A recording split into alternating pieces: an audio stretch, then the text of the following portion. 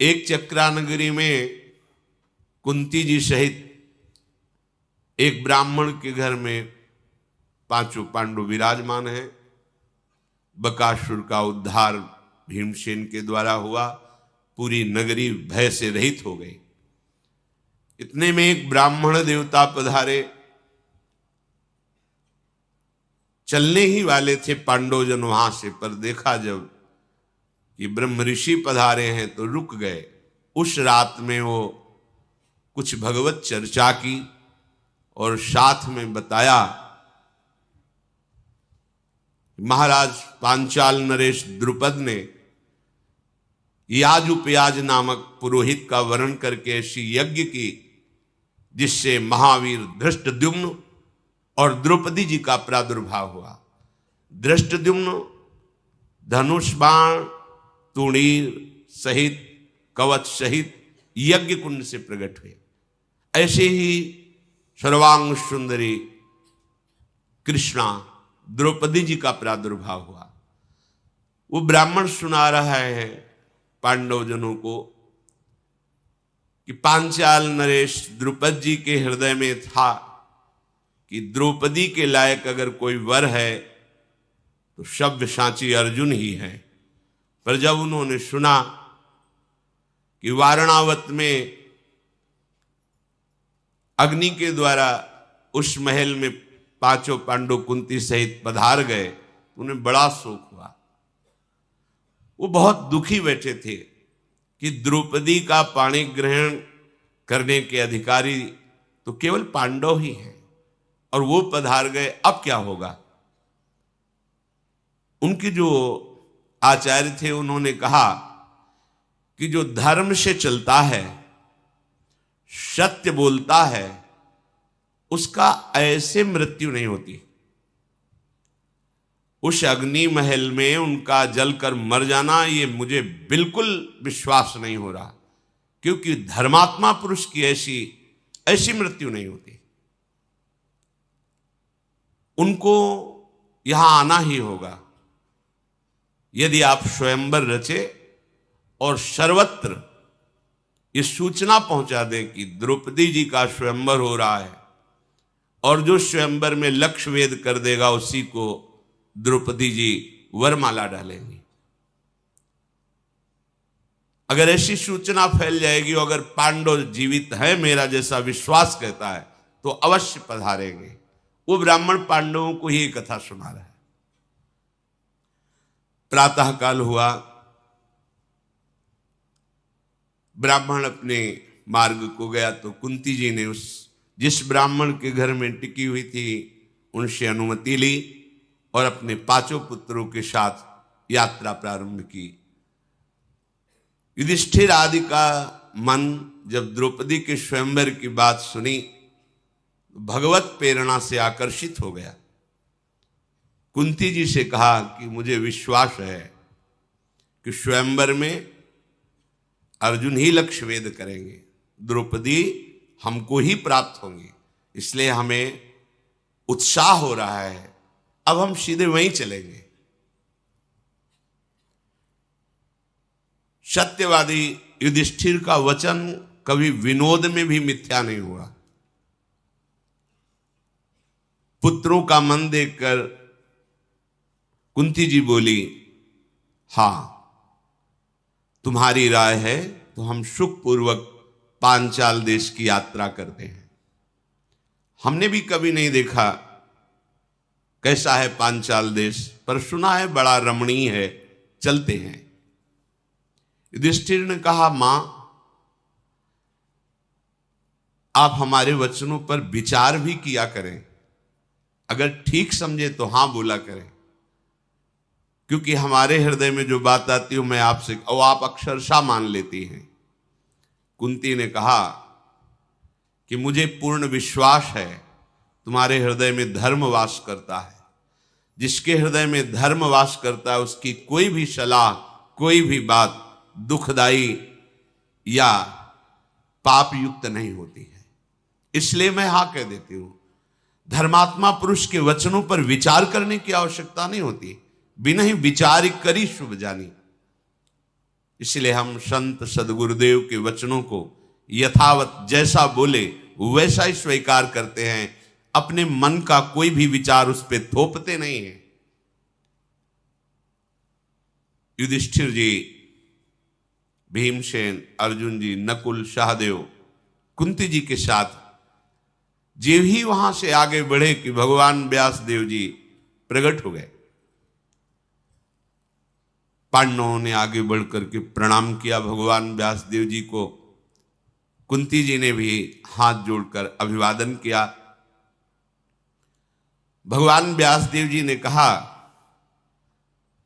कि पहले की मैं एक तुम्हें घटना सुनाता हूं। एक तपोवन में ऋषि परिवार रहता था, तो उनके माता पिता अंतर्ध्यान हो गए तो कन्या ही बची, और वो बहुत सुंदर रूपवती थी। उसने अपने पति को प्राप्त करने के लिए कि मेरा पति इस विश्व में कौन होगा ये मुझे पता नहीं, पर मैं कहां खोजूं, इसलिए देवाधिदेव भगवान शंकर की उसने आराधना की। भारी तपस्या के द्वारा भगवान शंकर को प्रसन्न कर लिया।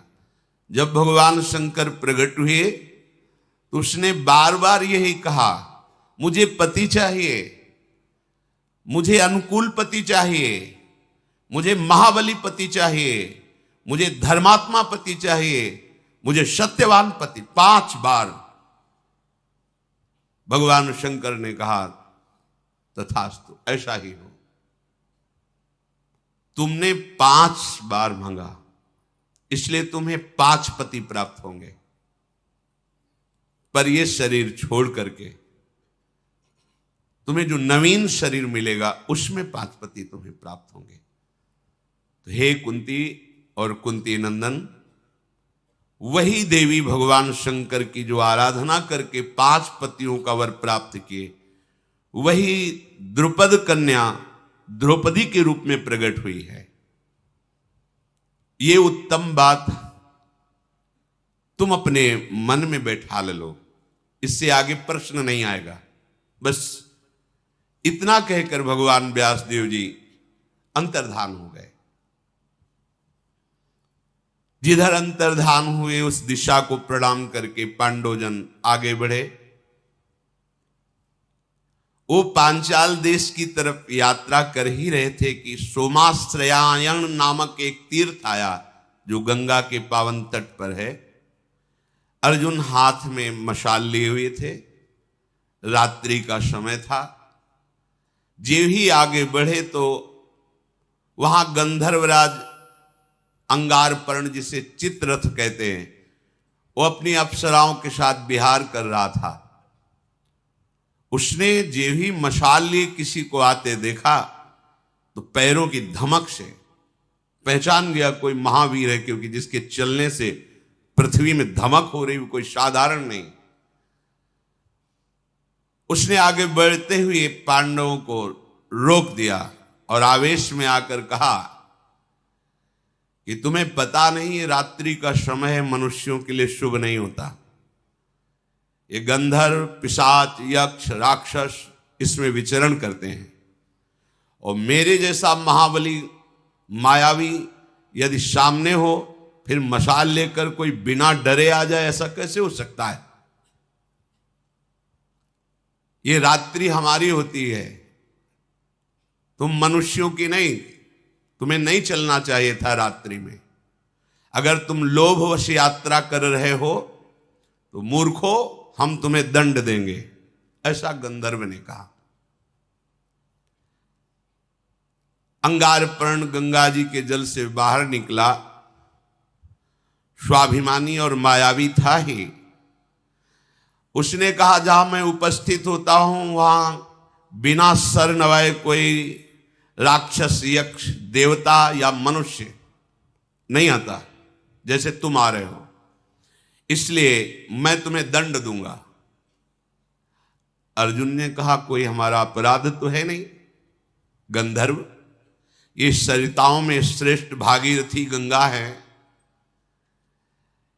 यहां दिन में आए या रात में आए, संध्या में आए या दोपहर में आए, ये माँ है, सबको परम पावन करती हैं। कोई ऐसा विधान तो नहीं कि रात्रि के समय गंगा के समीप नहीं जाया जाता, ऐसा तो कहीं लिखा नहीं। रात रात भर बैठकर गंगा किनारे भजन करते हैं संत जन। तुम ऐसे कैसे बोल रहे हो? गंगा यमुना यदि इनके समीप बैठकर जैसे भजन है, साधन है, किया जाता है तो हजारों गुना बढ़कर के उसका लाभ प्राप्त होता है। ये गंगा तो मूर्तिमान ब्रह्म स्वरूप है, परम पवित्र है। तुम ऐसा कैसे निर्देश कर सकते हो कि आप मनुष्य रात्रि में नहीं आ सकते? ऐसा न हमने कभी ब्रह्म ऋषि से सुना है, न कभी शास्त्रों में पढ़ा है। तो तुम हमें रोक कैसे सकते हो? भागीरथी के पावन जल पर सबका अधिकार क्योंकि वो मां है, तुम्हारा ही अधिकार तो नहीं है। अर्जुन की बात सुनकर चित्ररथ गंधर्व बहुत क्रोधित हुआ और धनुष पर प्रत्यंचा चढ़ाकर विषैले बाणों को पांडवों के ऊपर प्रहार किया। अर्जुन ने अपनी मशाल से ही उन बाणों को नष्ट कर दिया। अर्जुन ने कहा, गंधर्व, साधारण मनुष्यों पर तुम्हारा बल चलता होगा, जो अस्त्र विद्या के भारी विद्वान हैं वहां तुम्हारा बल या तुम्हारी घुड़की काम नहीं करेगी। मैं जानता हूं कि मनुष्यों से बहुत गुना बढ़कर के गंधर्व शक्तिशाली होते हैं, इसलिए मैं तुमसे साधारण वार्ता नहीं कर रहा हूं। बिना धनुष बाण के भी मैं अस्त्र संधान कर सकता हूं।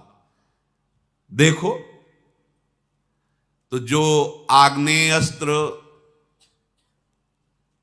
भरद्वाज ऋषि से प्रकट हुए द्रोणाचार्य के पास था, वही अर्जुन के पास। अर्जुन ने चिंतन किया और आग्नेय अस्त्र का संधान कर दिया तो आग लग गई।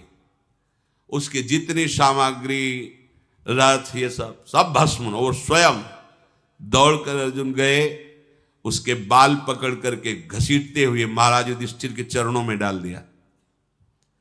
गंधर्व की पत्नी का नाम था कुंभीनशी। उसने जब देखा कि हमारे पति की तो अब तो मृत्यु ही हो जाएगी, महाराज युधिष्ठिर के चरणों में गिर पड़ी और कहा, हमारे पति की प्राण रक्षा की जाए, मैं आपसे भिक्षा मांगती हूं। अर्जुन बोले, गंधर्व, महाराज युधिष्ठिर के चरणों में जो भिक्षा मांगता है वो कभी विमुख नहीं होता, खाली नहीं जाता। जाओ, मैंने तुम्हें जीवन दान किया। पर तुम्हें यह ध्यान देना चाहिए कि हर मनुष्य का अपमान करना तुम्हारे लिए ठीक नहीं, क्योंकि सब एक समान नहीं होते हैं। गंधर्व ने कहा, मुझे परास्त कर दिया, आश्चर्य है। आज तक मैं कभी परास्त नहीं हुआ। मैं ऐसा जैसे परास्त हुआ तो मुझे ग्लानि है, मैं आज से अपना नाम छोड़ता हूं। मेरा नाम अंगारपर्ण है। अब मैं कभी अपना नाम लेकर के अपनी बात नहीं करूंगा। आज की पराजय मेरे जीवन की पराजय है, पर मुझे सुख इस बात का हो रहा है कि तुम्हें दिव्यास्त्रों का ज्ञान है। मनुष्य होते हुए क्या तुम मुझे मित्र बना सकते हो? जितनी गंधर्व माया है मैं सब तुम्हें दे दूंगा, बस केवल तुम एक बार कहो कि मैं तुम्हें मित्र स्वीकार करता हूं। दिव्यास्त्रों का तो मुझे परिचय नहीं जो तुम्हारे पास है। आज मेरा सब कुछ भस्म हो गया, इसलिए जो मेरा गुप्त नाम चित्ररथ था, अब मैं दग्धरथ हो गया हूं। अब चित्ररथ नहीं कहलाऊंगा। पर यदि तुम महात्मा होकर भी हमें मित्र मान लेते हो तो मेरा जीवन धारण करना हो सकता है, नहीं तो मैं इतना लज्जायुक्त हो गया हूं। तुम मनुष्य हो, मुझे परास्त कर दिया। अर्जुन ने कहा, जो महाराज धर्मराज युधिष्ठिर की शरण में आ गया उसकी हर कामना पूर्ण होती। मैं तुम्हें मित्र स्वीकार करता हूं। गांधर्व ने कहा, एक विद्या हमारे पास है जिसका नाम है चाक्षुषी। ये विद्या ऐसी है कि जो भी देखना चाहोगे सूक्ष्म से सूक्ष्म, वो तुम्हें विशाल करके दिखाई देगी। कहीं भी किसी भी बात को देखना चाहो, किसी भी लोक की बात को, ये चाक्षुषी विद्या है।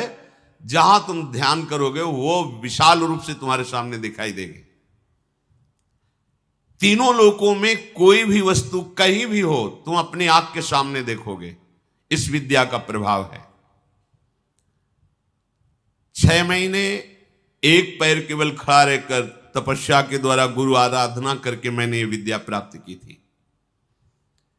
इस विद्या के बल से हम सब कुछ देख लेते हैं, कौन आ रहा है, कितना प्रभावशाली है, क्या उसके मन में चल रहा है, आदि आदि। और मैं आपको अपने गंधर्व लोक के ऐसे 100 घोड़े भेंट करता हूं जो पृथ्वी में कभी समानता कर ही नहीं सकते घोड़े। ये आकाश मार्ग से चलने वाले, ये छोटा बड़ा पतला सूक्ष्म महान रूप धारण करने वाले, जिस समय जैसी आवश्यकता होती है। ये जल में भी थल की तरह चलते हैं, वायु में भी चलते हैं, आकाशगामी भी हैं। जिस समय जैसी आवश्यकता वैसी गति धारण कर लेते हैं। अर्जुन ने कहा मैं किसी का दान स्वीकार नहीं करता। तुम बड़ी प्रसन्नता प्रकट करके जो कह रहे हो मैं दान स्वीकार नहीं करता, मैं वीर हूं, जबरदस्ती छीनता हूं क्षत्रिय धर्म के अनुसार, ये तुम्हारा दान धर्म हम स्वीकार नहीं करते।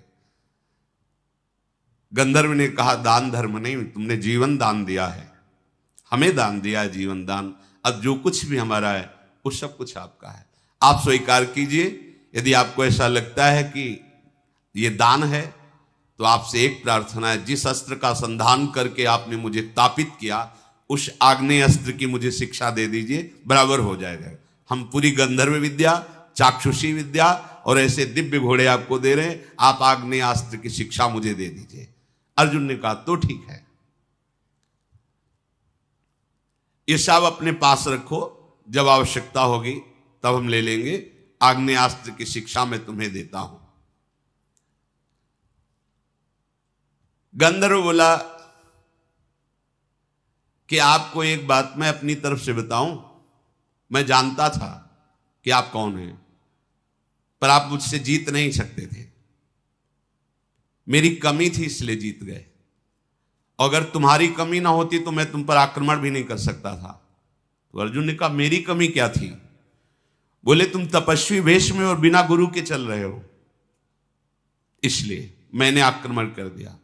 तुम्हें पता होना चाहिए कि जिस वेश में तुम चल रहे हो, यक्ष राक्षसी गंधर्व पिशाची दानवी ये माया आक्रमण करती हैं, बैरागी तपस्वी, और यदि वो गुरु को आगे करके चलते हैं तो ये मायावी जन उनके ऊपर माया का प्रयोग ही नहीं कर सकते। और तुम्हारे सामने कोई गुरु नहीं है और तुम्हारा वेश तपस्वी का है, इसलिए तुम्हें ये दोष पाकर के हमने आक्रमण किया। हम लोगों का बल बहुत बड़ा चढ़ा होता है, पर जो गुरु के बल से होता है उसके ऊपर हमारा कोई बल काम नहीं करता है। इसीलिए सेवक जी ने कहा है, राधा वल्लभ भजत भज भली भली सब होए, जीते विनायक शुभ अशुभ विघ्न करे नहीं कोई, विघ्न करे नहीं कोई, डरे कलिकाल कष्ट भय, हरे सकल संताप हरस हरिनाम जपत जय। जो राधा वल्लभ लाल का भजन करने वाले रसिक जन हैं, यदि उनके चरणों का आश्रय लेकर भजन करो तो कोई भी विघ्न तुम्हें छू ही नहीं सकता, परास्त नहीं कर सकता। विघ्न तभी परास्त कर सकता है जब आप अपने गुरुदेव को आगे नहीं किए होंगे। आगे का तात्पर्य उनके वचन के अनुसार नहीं होंगे, उनकी आज्ञा पर नहीं होंगे, तो फिर माया का आक्रमण, वो चाहे राक्षसी माया हो चाहे देवी माया हो, वो हमें चाहे शुभ विनायक हो या शुभ